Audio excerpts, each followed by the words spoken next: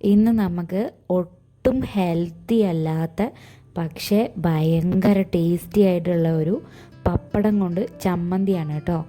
ഇങ്ങനെ പപ്പടം എണ്ണയിൽ വറുത്ത് കോരിയിട്ടുണ്ട്. ഇതൊക്കെ കൊണ്ടാണ് പറഞ്ഞത് ഈ ചമ്മന്തി ഒട്ടും ഹെൽത്തി അല്ല കേട്ടോ. ഹെൽത്തി അല്ലാന്നേ ഉള്ളൂ, പക്ഷെ കിഡിലും ടേസ്റ്റാണ്. അങ്ങനെ ഇതിന് വേണ്ടിയിട്ട് വറ്റൽ മുളക് വറുത്തു എടുത്തിട്ട് ഇത് രണ്ടും കൂടി ഒരുമിച്ച് പൊടിക്കുകയാണ് വേണ്ടത്. നമുക്ക് മിക്സിയിലൊന്നും ഇട്ട് പൊടിക്കണ്ട. പക്ഷേ എൻ്റെ ഈ മുളക് വറുത്തെടുത്തതേ ഞണത്ത് പോയി, അതുകൊണ്ട് അത് പൊടിയുന്നില്ല. അപ്പം നമുക്ക് പകരം മുളക് പൊടി തന്നെ ഉപയോഗിക്കാം കേട്ടോ. മുളക് പൊടിയും ഇടാം, മുളകും ഇങ്ങനെ വറുത്തിട്ട് ഒരുമിച്ച് പൊടിക്കാം. പപ്പടമാണ്, പൊടിഞ്ഞ് കഴിയുമ്പോൾ ഒരു ലേശം ഉണ്ടാവുള്ളൂ. അപ്പോൾ ആവശ്യത്തിന് എടുക്കുക എന്നേ ഇപ്പോൾ പറയാൻ പറ്റുള്ളേ. മുളക് പൊടി എരിവിനനുസരിച്ചിട്ടാണ്. ഇനിയിപ്പോൾ തീരെ എരിവ് വേണ്ടെങ്കിൽ മറ്റേ കാശ്മീരി മുളക് പൊടി ഇട്ടാലും മതി കേട്ടോ. ഇത് രണ്ടും നന്നായിട്ട് കുഴഞ്ഞ് കൈകൊണ്ട് തന്നെ കുഴയ്ക്കണേ. നല്ലോണം കുഴച്ച് കഴിയുമ്പോൾ ഒരു നുള്ള് ഞാനും നിങ്ങളും മാത്രമേ അറിയാൻ പാടുള്ളൂ കേട്ടോ. ഈ കായപ്പൊടി ഇടുന്നത് ഒരുപാടാവാനേ പാടില്ല, ഒരു തുള്ളി അത്രമാത്രം കായപ്പൊടി. എന്നിട്ട് ഒന്നും കൂടി നന്നായിട്ട് കുഴയ്ക്കുക.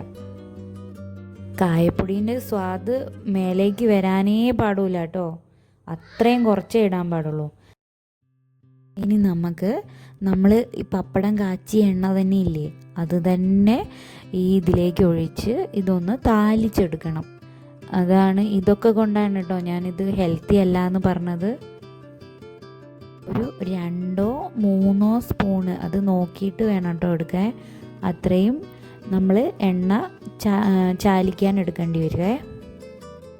ഈ ചമ്മന്തി വേണമെങ്കിൽ ചോറിൻ്റെ കൂടെ കുഴച്ചിട്ട് കഴിക്കാം. ഞാനിപ്പോൾ കഴിക്കുന്നത് നല്ല ദോശേൻ്റെ കൂടെയാണ് കേട്ടോ.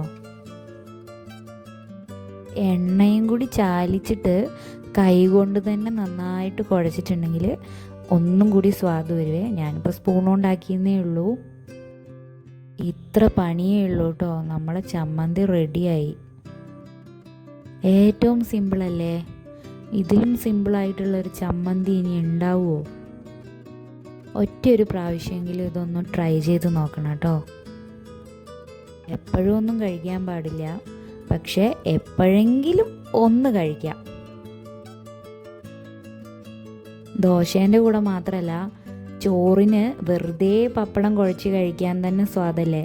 അപ്പം ഇങ്ങനെയാക്കി ഈ ചമ്മന്തി കൂട്ടി കഴിക്കുന്നതൊന്ന് ആലോചിച്ച് നോക്ക്. ഇത് ഞാൻ ആദ്യമായിട്ട് കഴിച്ചത് എൻ്റെ ചിറ്റേൻ്റെ അടുത്തു നിന്നാണ് കേട്ടോ. ഈ ചമ്മന്തിൻ്റെ എല്ലാ ക്രെഡിറ്റും ഞാൻ ചിറ്റയ്ക്കാണ് സമർപ്പിക്കുന്നത്. ഇങ്ങനെ എളുപ്പത്തിൽ ഉണ്ടാക്കാൻ പറ്റുന്ന വേറെ എന്തെങ്കിലുമൊക്കെ ആയിട്ട് വരാം കേട്ടോ. ഇതൊന്ന് ട്രൈ ചെയ്ത് നോക്കിയിട്ട് ഇഷ്ടപ്പെട്ടിട്ടുണ്ടെങ്കിൽ ഓർത്ത് തിരിച്ചു വന്ന് എനിക്കൊരു ലൈക്ക് അടിക്കണേ.